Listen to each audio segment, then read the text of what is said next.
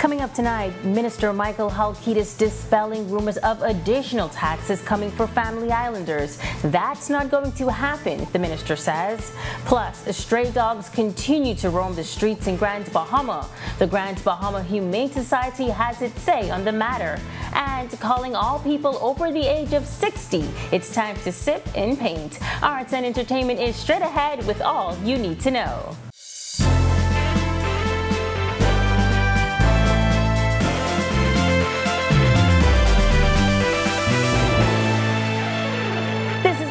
Weekend edition. Thank you so much for tuning in. I'm Megan Shepard. The mid-year budget debate wrapping up in the Senate this week. Economic Affairs Minister Michael Halkitis taking the time to dispel talks of additional taxes coming for family islanders. Berthany McDermott reports. Economic Affairs Minister Michael Halkitis shooting down claims that real property tax will be placed on family islanders. Kicking off debate to the mid-year budget Thursday, Halkitis said, Bahamians do not pay property taxes in the family islands. They are exempt. That is the way it will continue to be. There is no decision by the government to impose real property tax on Bahamians in the family islands. It has not been raised. It has not been discussed. It has not been debated. No decision has been made. It will not happen. This assertion was met with thunderous approval of banging on the table by fellow senators. The Abaco Chamber of Commerce president told the Tribune newspaper family islands were bracing for the inevitability of real property tax being levied on Bahamian owners. She said she and other residents were preparing for an imminent reversal of the decades-long waiver. In its efforts to improve the information that it does have in terms of second homeowners, we have had our staff doing inspections and appraisals, etc. And we are also asking, in terms of transactions, every property to have an assessment number. Because you have an assessment number, that does not mean that it is the intention to tax. The Economic Affairs Minister also explaining the plan is to better the government's data collection. This is an effort to improve the data that we have at our disposal so that the government can better make decisions, and we can say, when we do reports, we can say this is the amount of X that's taxable, this is the amount that's exempt. So Bahamians in the family islands, do not mistake the efforts of the government to collect information as a decision of the government to impose real property tax on Bahamians in the family islands. It has not come up. It has not been discussed. Definitely there's no decision, and I can say unequivocally, authoritatively, that it will not happen. Reporting for Our News, I'm Berthany McDermott. Bahamas Public Services Union President Kingsley Ferguson providing an update on negotiations for the Public Services Industrial Agreement. While he says both sides will meet soon to put pen to paper, Ferguson says he isn't satisfied with what union members will get. It's reasonable to some extent based on the economic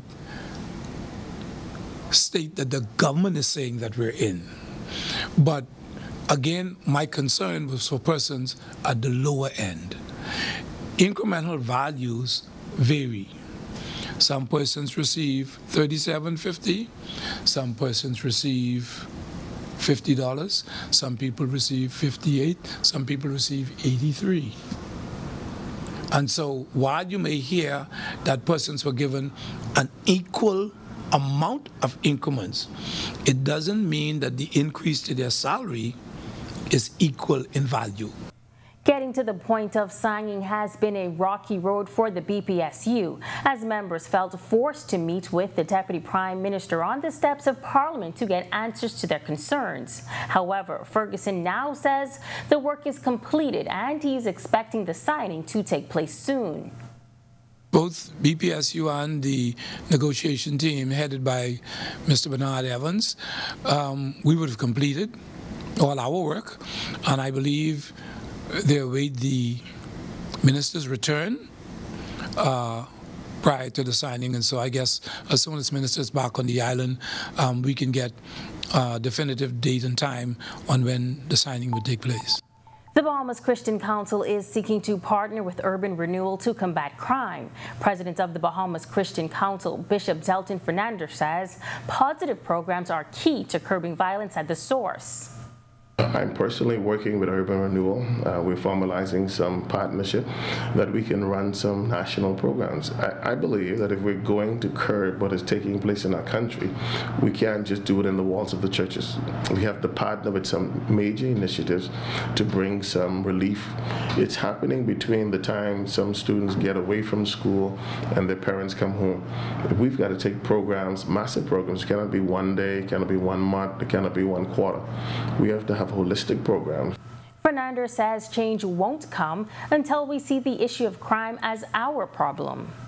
The church doesn't have the budget to do these things, but we can collaborate with private sector, government. It is our problem. It's not a government problem, it's not a police problem. Until we see it as a national problem, every national issue we've had, we fought it together. We fought it as a country. Inquiries into the discovery of an adult male found submerged in waters situated at Woods Rogers Wharf on Friday, March 10th continue. According to preliminary reports, police were notified shortly after 7 p.m. The Marine Support Unit of the Royal Bahamas Police Force responded and retrieved the body from the water. Emergency medical technicians who were waiting to administer medical assistance confirmed that the man had no vital signs. The body of the victim was transported to the morgue, where an official quest into his identity will be conducted. Reports say the victim appears to be in his 50s. Now police are asking anyone with a missing family member or friend to contact the Criminal Investigations Department. Still to come on Our News Weekend, stray dogs continue to take to the streets in Grand Bahama, frustrating the Grand Bahama Humane Society. The details straight ahead. And Kiama Bahamas is coming soon to the island of Exuma. Stay close. Our News Weekend returns after this break. At Doctors Hospital, our lamp just got brighter. The Loyalty Advantage membership program now has 3 unique plans to choose from.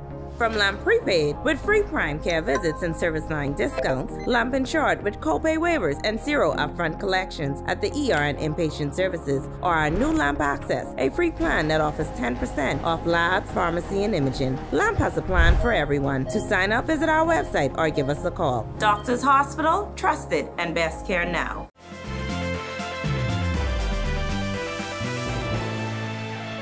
Cable Bahamas Business Solutions partnering with the Small Business Development Center and other organizations to bring invaluable entrepreneurial advice to the community. Corporate Communications Manager for Access Accelerator, Michael Munnings, says the goal is to help Bahamians advance themselves in business through access to capital, funding, and mentorship opportunities. Member of Parliament for Golden Gates, Pia Glover Roll, adding she firmly believes in empowerment, education, and enterprise. So we partnered with Cable Bahamas Business Solutions to create Level Up. And what better way to advance your business than to level up in all aspects. So we're going to execute Level Up once per quarter in different constituencies. We started off with Golden Gates. We're going to move on to Mount Moriah and Fox Hill, and I think we're going to end with Bain and Grantstown. Opportunities to access capital, opportunities to understand how to start a business, how to grow their business, how to become big business owners, which is a direct investment into the economy. And of course the opportunity for persons who are not quite sure if they want to do business or become a business owner or an entrepreneur. This is an opportunity to spark their interest, to teach them how they can access training, how they can access a network that can help them in entrepreneurial field. Cable Bahamas Business Solutions also playing a key role in hosting the workshop. Director of Sales and Innovations, Delmaro Duncombe, sharing the importance of communication and technology to existing and new businesses. Communication and technology is probably one of the most difficult areas for a lot of businesses to understand and to try to leverage in their business. We want to close that communication gap, improve the knowledge infrastructure there so that they can learn the tools, the solutions, and the products we have available is going to help their businesses grow and strive. It appears as if stray dogs continue to be a vexing problem in Grand Bahama. Tonight, the Executive Director of the Grand Bahama Humane Society is speaking out on the issue and is also providing a solution to the problem, which she says involves the entire community. Italia Hall reports.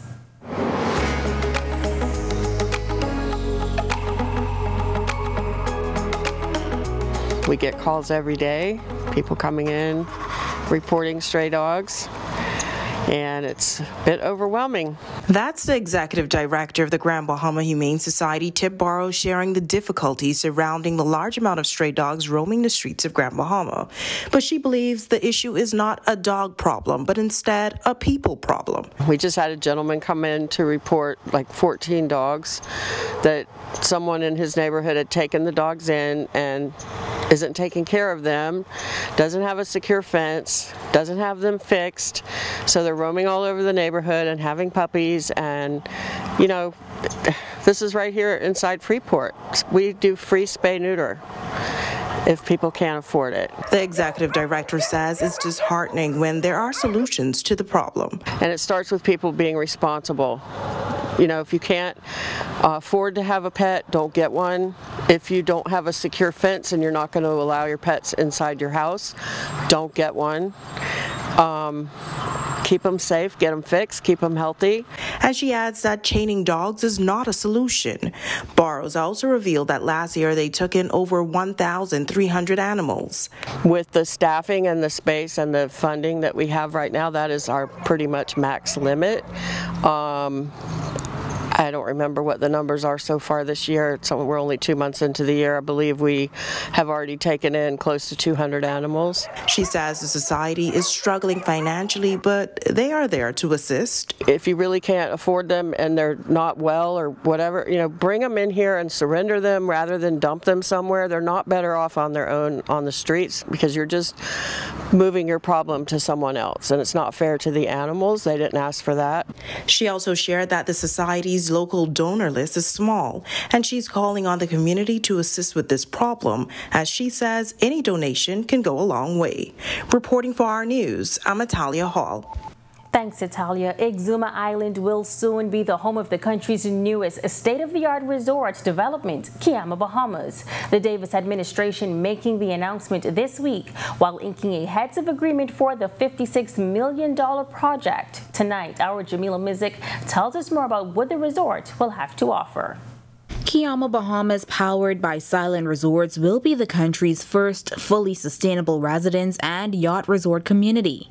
Prime Minister Philip Davis says the resort will not only be environmentally friendly, but create employment for Bahamians. This $56 million development is a very significant step forward in the Bahamas sustainable luxury product. The 36-acre development on Elizabeth Island will be completely sustainable, featuring a 2-acre protected marina, 6 private beaches, 28 solar-powered residences, and resort amenities like a beach club, restaurants, spas, and pools. President of the development, John Long, says an early opening is planned before the end of the year. And the good news is they will only develop 16% of the island. So we're preserving the natural fauna on the island. Very limited with respect to the roads that we're putting through. They will be natural materials, you know, crushed stone. And even the swimming pools that we put on the development, they're recycled shipping containers. So we're not digging holes and pouring concrete, which is really destructive to the natural environment. So we're using shipping container pools. We're using hardwood timber construction, and that's why the residences can be, you know, zero carbon. Now the project will include 28 4- to 6-bedroom private villas on the island, and he says everything is also 100% solar powered. So everything is solar powered, from the villas to the water treatment, the entire infrastructure, even to the catamarans. We have solar powered catamarans and electric boats on the island. So it's really a one of its kind. It's the first in the world of this full sustainable development and environmental friendly infrastructure. Tourism and Investment Minister and Member of Parliament for Exuma and Ragged Island, Chester Cooper, calling it a great opportunity for Exuma. Sensitive to the environment, sensitive to the community, innovative as a part of the tourism product. It's certainly a win-win for the island of Exuma. Reporting for Our News, I'm Jamila Mizik. The Bahamas Reef Environment Educational Foundation hosting a photojournalism workshop this weekend. Stay tuned for that story. And turning plastics into the building blocks of the future. Sounds interesting? The details when Our News Weekend Edition returns.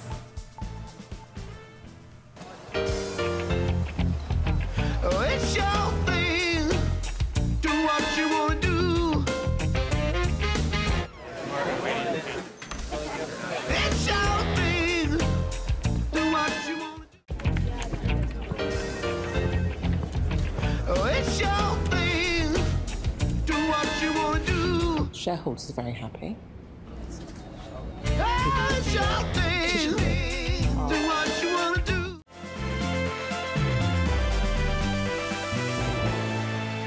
Welcome back.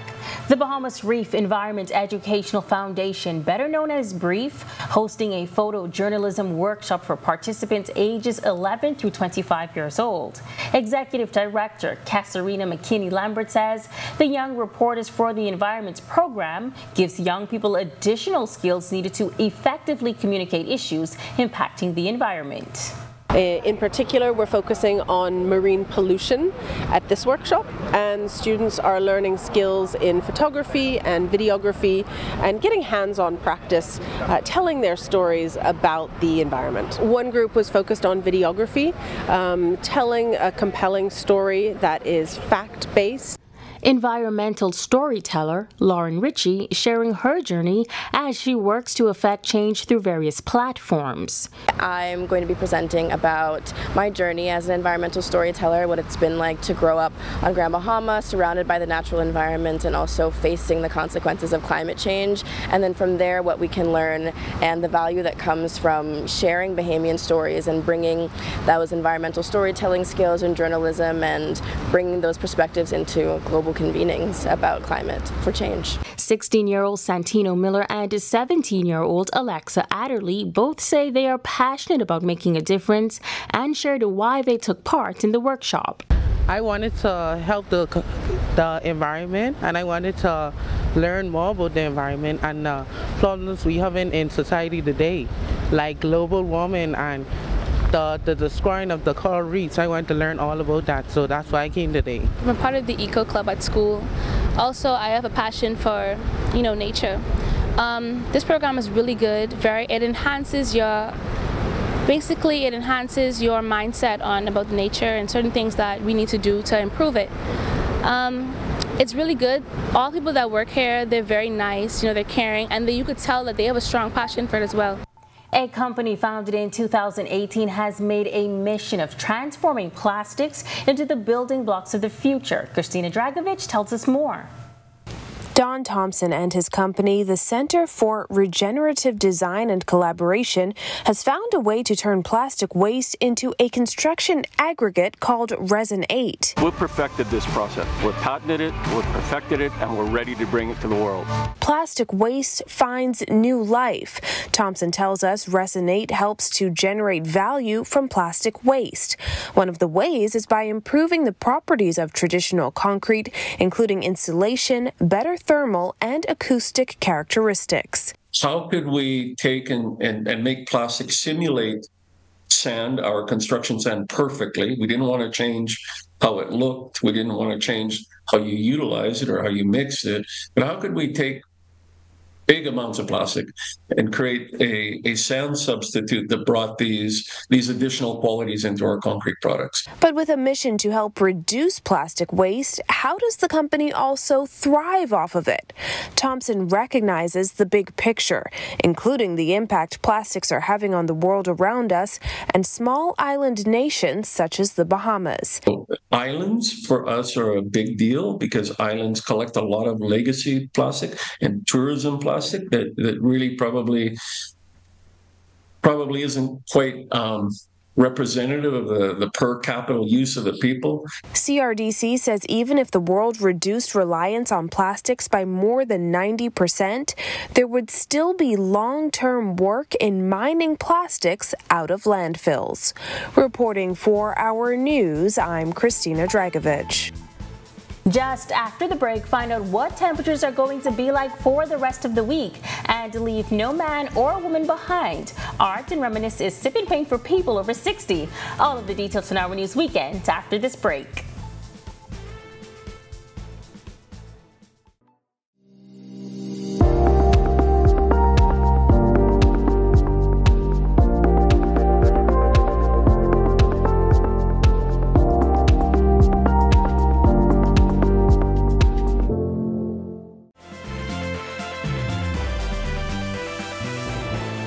Welcome back.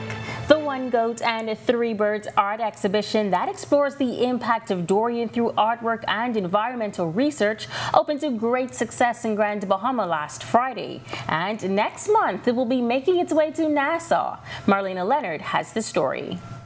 The One Goat and Three Birds art exhibition spent the last week in Grand Bahama's Rand Nature Center, and next month, New Providence will be its home.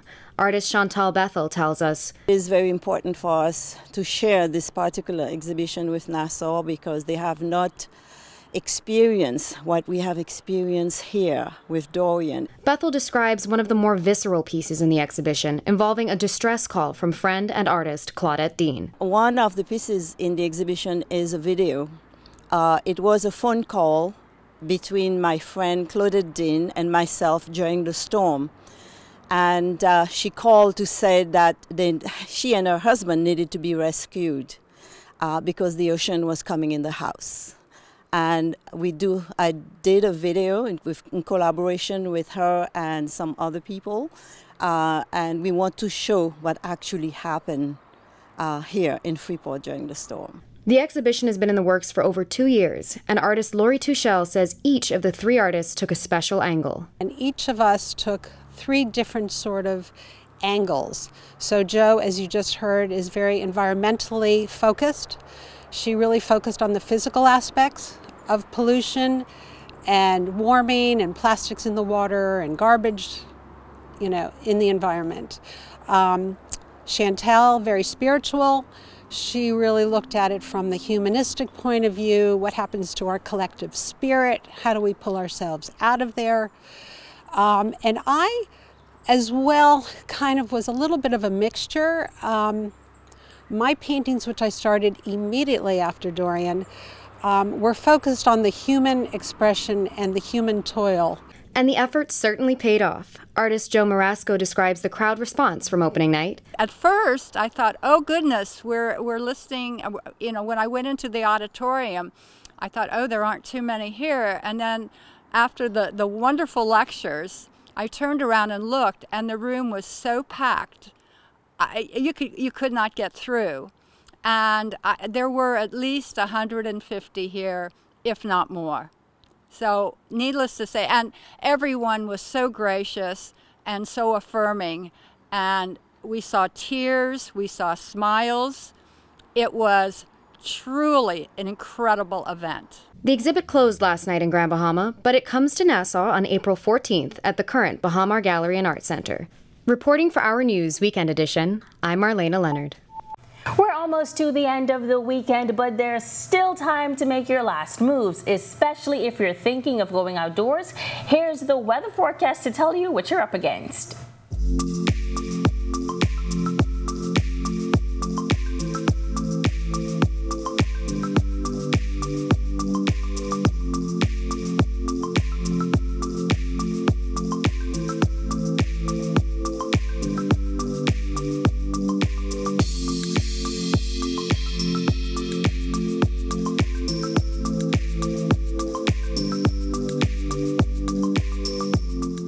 It is called Art and Reminisce, and it's a twist on the popular paint and sip experience. Founder of Big Picture Paint and Sip Studio, Janine Ellis Hepburn, says she created the experience for anyone over the age of 60 looking to spend their Thursday afternoon socializing, enjoying a glass of wine and some golden oldie tunes, all while creating beautiful works of art.